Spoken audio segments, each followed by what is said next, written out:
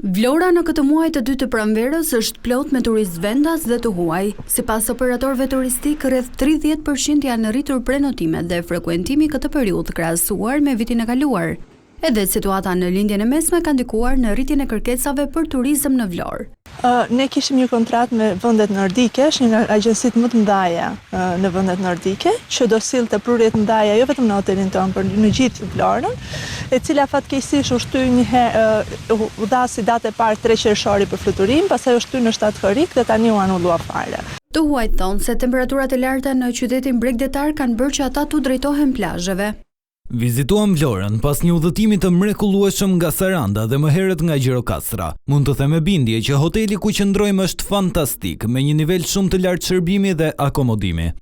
Ne vim nga Polonia dhe jemi shumë të kënaqur me mikpritje. Njerëzit këtu janë shumë të sjellshëm dhe të mrekullueshëm. Ushqimi është gjithashtu i shkëlqyer dhe po ndihemi shumë mirë gjatë qëndrimit tonë në Vlorë. Më pëlqen Vlora. Është shumë e bukur. Kam ardhur me shoqet për pushime. Do të vim prap. Ndërkohë, sipas Bilalit, mos përfundimi i aeroportit ndërkombëtar të Vlorës ka sjell edhe anullime të rezervimeve, veçanërisht nga nordikët. Ndërkaq pritshmëritë për muajt e verës janë të larta sipas operatorëve turistik. Rreth 50% më shumë janë aktualisht prenotimet për sezonin veror 2026.